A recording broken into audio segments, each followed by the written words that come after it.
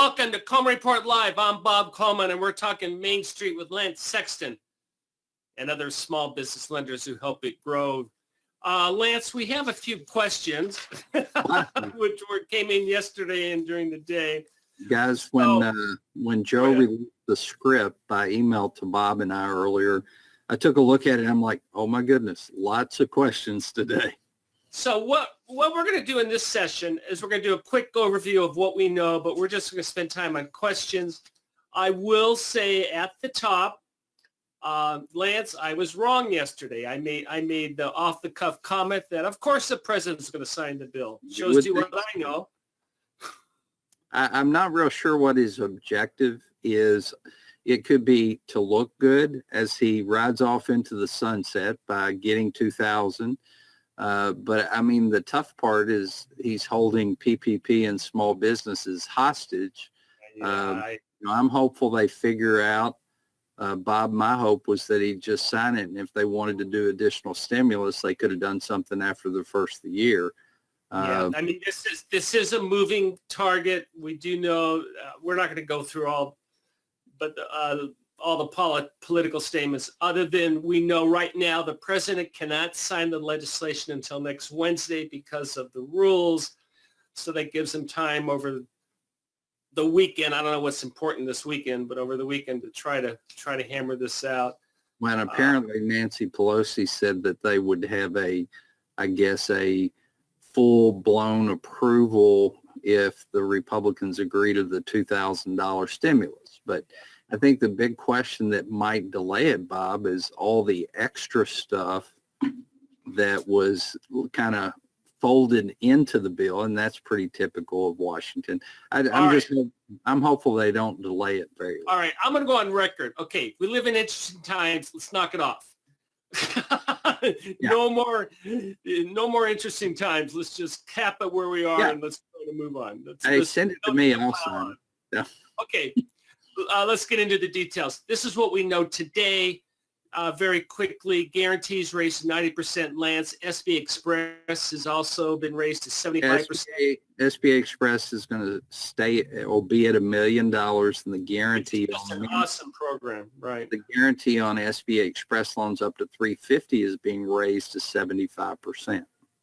But they're going to go to $1 million in January 1, and that's also something. Yeah, and I'm waiting for some clarification on that, Bob, to really, I mean, I do know that Express loans up to $350 are going to have a 75% guarantee, and that may extend all the way up to $1 million. As we all know, once this bill is signed, then SBA takes it and creates the rules around it. So we need a little clarification on that. I'm going to read what Lance said. Lance is absolutely right on this. This is what we think we know, but a lot of the language is the administrator has the right to set the final rules. So Lance and I we're talking about what we know today, but some of this can change when the final rules come out. And as I said, we expect them to come out hot and heavy over the next couple. Some of it's very clear, Bob, and easy to say, yes, this is what's going to happen. Some of it's a little cloudy and will need SBA's touch to give us clarification. Idle advances of $10,000 will not be recouped in PPP forgiveness.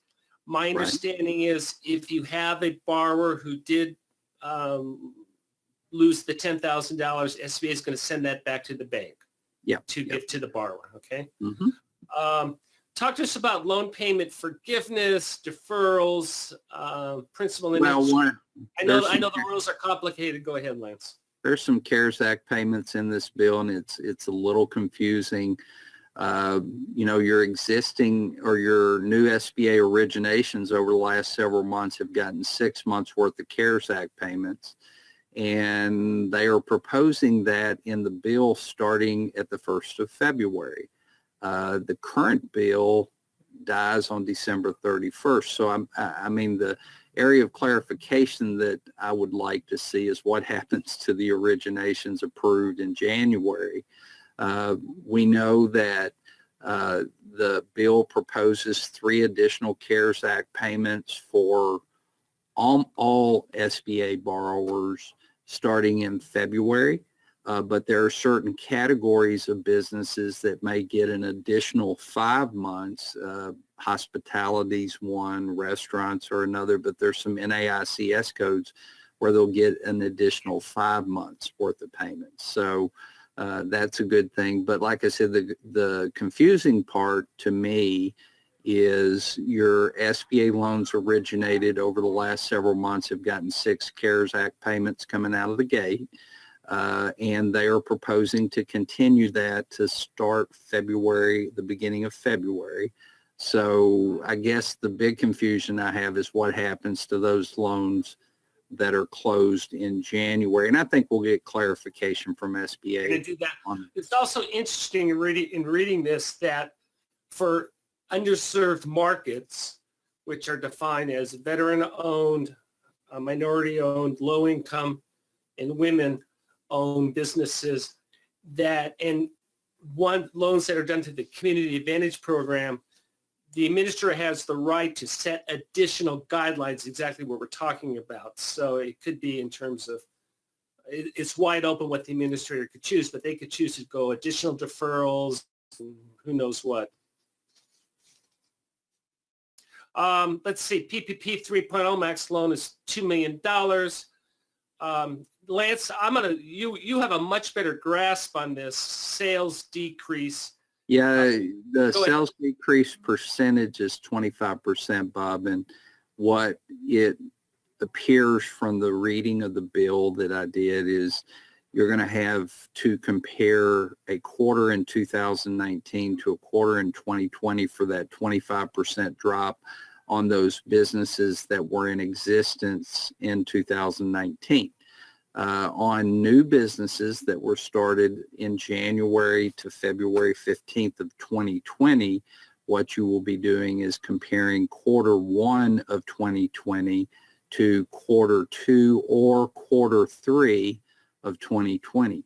In both cases, quarter 4 is not to be considered in the 25% reduction. I don't know why they did it that way, probably because maybe they thought it was going to roll out and nobody would have quarter 4 numbers.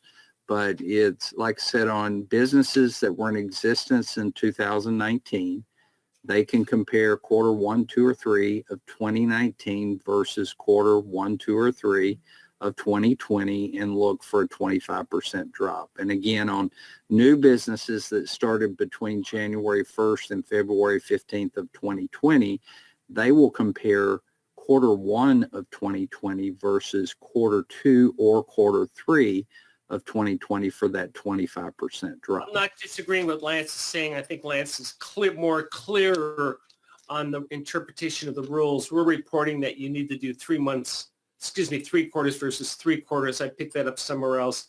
The good news is it'll be very clear when the administration issues specific guidelines. Well, and Bob's exactly right. What I'm saying is how I read the bill does not mean that when SBA gets their arms around it that the rules may be slightly different.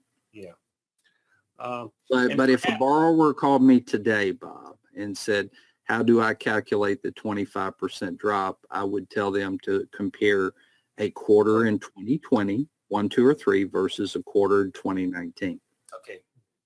60% must cover payroll. Other costs are other costs are utilities, rent. Obviously, we need to have the lease agreement, et cetera, et cetera. So there's other overhead that can do.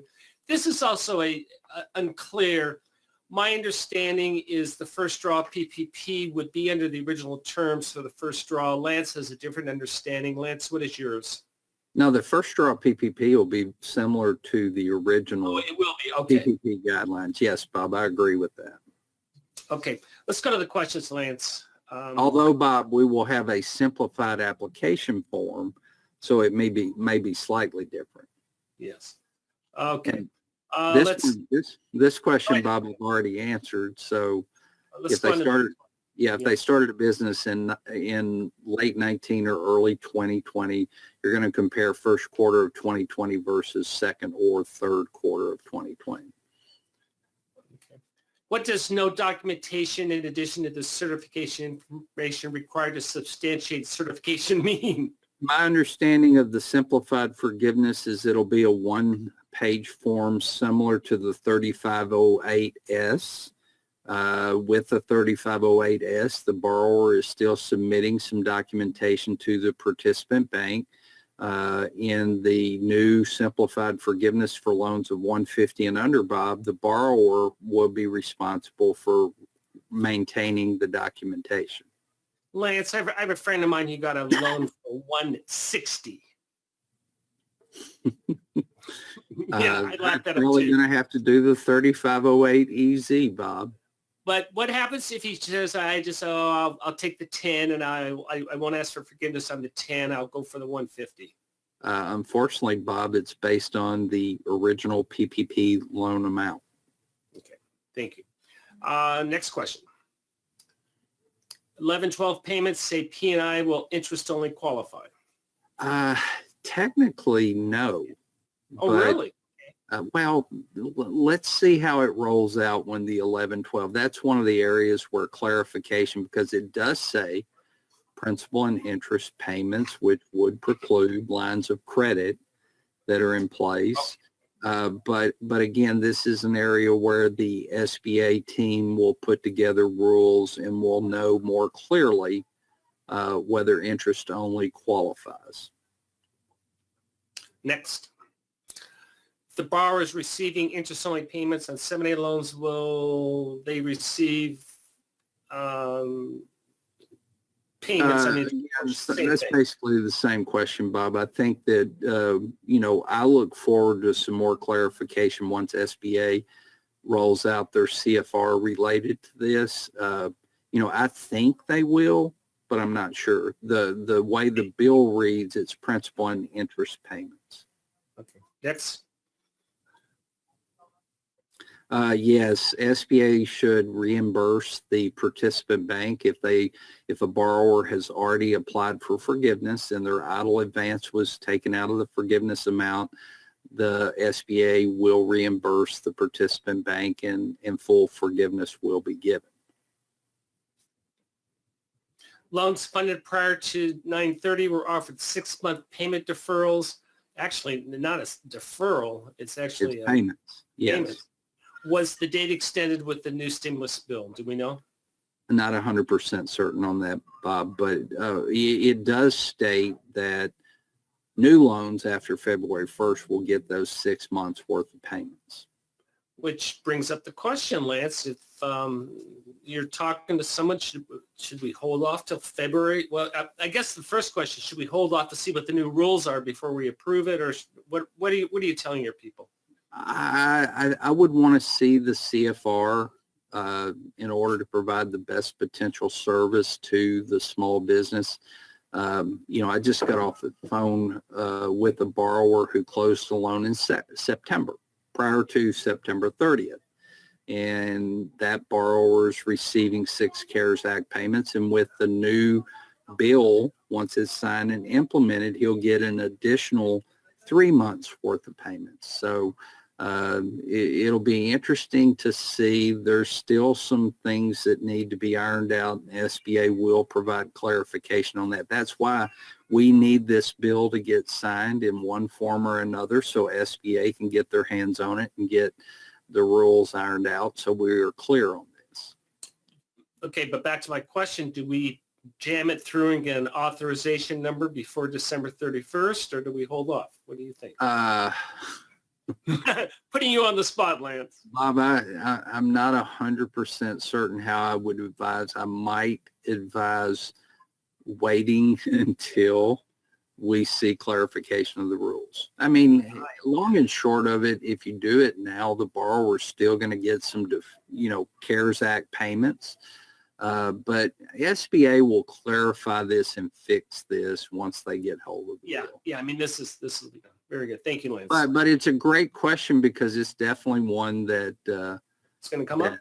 That will come up, and the question becomes, Bob, if the bill doesn't get signed until next week, and then the SBA team has 10 days to get the rules out. So we'd be looking at January 10th. If you've got a deal that's, getting ready to go into SBA 1 or E-Tran for approval, you might delay it Yeah, it's going to, you'll until take a there's hit on your numbers, but yeah, I agree. Do you anticipate funds to run out quickly like the first PPP? Well, the answer is they didn't really run out the first time around. Yeah, we had plenty of money available. I think that there will be a pretty busy PPP activity once it gets started, Bob. But I really, and Bob, this is another one of those things that I'm going to say this and I'll probably be dead wrong, but I think there's more than enough money to take care of the people who will actually qualify. Not 100% of the people who got the first rounds of PPP will qualify for this. I can point to many people that I know that got PPP loans that will not have a 25% reduction in revenue and will not qualify for this. So, when I put my simple math to it, I think there's enough money that it won't run out quickly.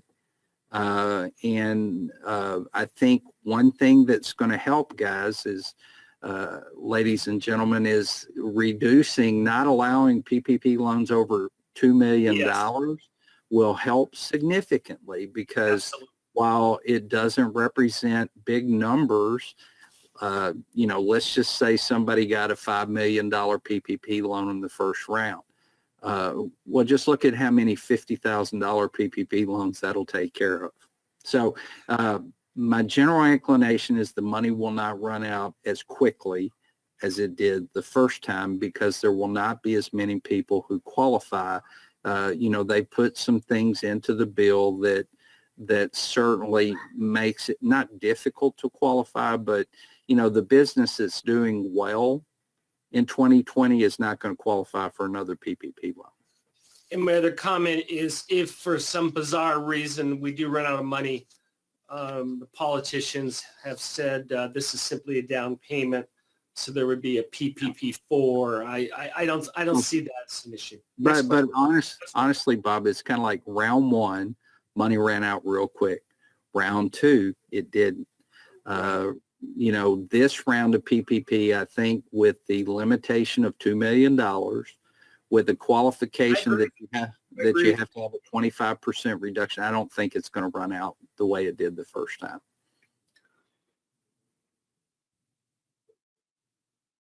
So all loans approved prior to February 1 will get 3 additional payments. But again, we're going to wait for further guidance. That question is my interpretation of the current bill. But again, once SBA gets hold of it, they will spin their magic on it, and we'll get a set of rules and we'll get some clarification. But what is in that question is how I interpret it at this moment. I'm going to follow up on this one. I'm just glancing at these other questions. Stephanie says, so loans closed October 1, 2020 and are current. Should they be getting CARES Act payments in the future? They will get CARES Act payments. They'll get 3. And if they are in a NAICS code that qualifies, they could get 8. This is a great question. We think the answers, we're pretty sure the answer is yes. We haven't been able to definitively, but it's absolutely a yes. Okay. Yeah, I'd be absolutely shocked. Well, I think I got off the phone with one of my friends who's a participant banker who's managing the forgiveness process. And, he was just sharing with me, he's got a huge backlog of forgiveness applications, as does every other bank in the country.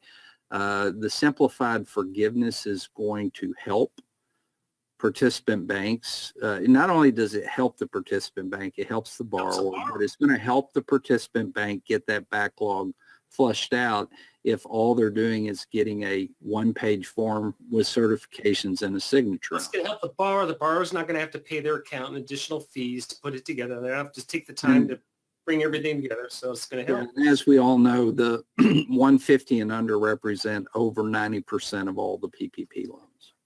Next. Is it correct that the P&I payments for either a new or existing SBA loan is capped at It's $9,000. $9,000 a month. The new CARES Act payments are capped at $9,000 per month.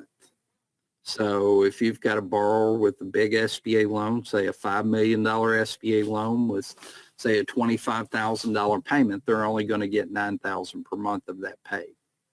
And are the periods 3, 6, or 8 months, can they be reduced? Anything can happen. I don't see that happening. The answer is technically yes, but I don't see I don't think there's going to be a fund shortage. I felt like there would be in the initial CARES Act payments, Bob, but my understanding is they only spent about 50% of the money that was allocated for CARES Act payments in the first round. I'm going to take 5 more minutes and answer questions. We have a tremendous amount of people online, and let's see how many questions we can get to. Do borrowers have to have their first PPP loan fully forgiven in order to do a second draw? That's a good question. That is not specified in the bill, Bob, but I think SBA will clarify it. My inclination is they will not have to be forgiven to get a second draw. Yeah, I would agree with you, but that's a great question. Thank you for that one. Next. So people with idle loans and their current PPP loan has already been paid will still have to pay the idle portion back to the bank, and the people whose loan has not paid yet will not have to pay it. Well, I think the answer to the question is those forgiveness applications where the idle money, grant money was taken out, SBA will be backtracking and providing that money to the participant banks to complete the forgiveness of that PPP loan. Yeah, so if they paid it, they're going to get it back. It's that's our And, understanding. you know, and this is a great question because one of the confusing things, Bob, let's say somebody's idle loan was, the idle grant was taken out and they had a balance and they've started making payments on it. Next question. Oh, lender fees. Excellent. Thank you. Well, the bill, there's part of it that's real clear and part of it that, you know, is going to take a little bit of understanding. The lender fees on $50,000 to $350,000 PPP loans is 5%. Lender fees on $350,000 to $2 million is 3%. And the lender fee under $50,000, SBA is going to have to provide a chart on that because it's a different calculation. It's probably going to be pretty close to 5%, but it could be more in some circumstances. Lance, I just wanted to bring this up. There is a Hold Harmless Act for the lenders, and this is the exact verbiage. It says, quote, the lender acts in good faith, prudent, relating to loan origination or forgiveness. So we're going to have to define what good faith is, or somehow you are commanded to be a good faith lender. And I don't, obviously the verbiage is a little fuzzy on that on purpose, but at least the second set of eyeballs, we talked about this yesterday. Yeah, we're talking about a proposed simplified application for the next round of PPP. We're talking about a new one-page forgiveness application. You know, I think good faith is just matching up the information on the application and making sure, to the best of your knowledge, it's accurate. Very good. And again, there's a lot of questions with respect.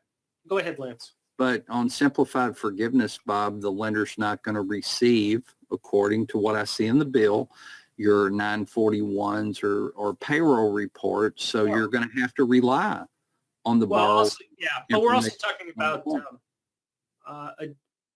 but the good faith also extends for approval of loans as well as forgiveness as well. So it extends to the whole thing. Well, very good. A lot of questions with respect to how to calculate the fees, the reduction of guarantees. Lance is saying it's going to be quarter to quarter. I've read other stuff. It's going to be all 3 quarters. So I would, if I had to choose, I would go with Lance over me. We'll get good. Bob, I'll go with the SBA over me because, again, we don't know what we all need to remember about this, the bill has various items in it. And then once the bill is signed, it's going to be handed off to SBA, who will come out with the definitive rules on how it's going to be implemented. So what we see in the bill is, some of the stuff is pretty clear, Bob, but some of it's going to need SBA to put their touch on it to give us clarification. Lance, you're going to do a webinar on this next Tuesday. Tell us about it. Well, we're just going to go through and talk about each of the facets of the new bill and how it's going to impact PPP lending, PPP forgiveness, and just continue, guys. I know you all have questions, and hopefully what we will do in a 1 hour period of time is answer those questions. Yeah, and give you a good, warm and fuzzy feeling that you're processing both PPP 3.0 applications correctly and processing forgiveness applications. Well, and guys, normally I would have already prepared the presentation. Yeah, we're not going to do it. Right now, I'm afraid to prepare the presentation because of changes that could occur between now and next Tuesday. Yeah, we're telling you right now, we're going to send out the deck Tuesday morning, just so everyone knows. I may be finishing up the PowerPoint, Bob, 5 o'clock in the morning, Tuesday morning. No, but we're going to go through everything for you to feel comfortable on processing the forgiveness apps. We'll review the 380 EZs, go through all that as well as PP 3.0. Lance, I understand you're off tomorrow. Merry Christmas. I am taking the day off. Merry Christmas to everyone on the call. I really appreciate your consistency in joining Bob and I on these. We love doing it. And we appreciate all the nice comments that we're getting. And we have John Riosti on tomorrow, so we will be live. And I think it's just going to be John and I, and we'll continue the conversation. Lance, talk to you next week. I've been on vacation all week, but I'm really going to be on vacation tomorrow. Merry Christmas, everybody.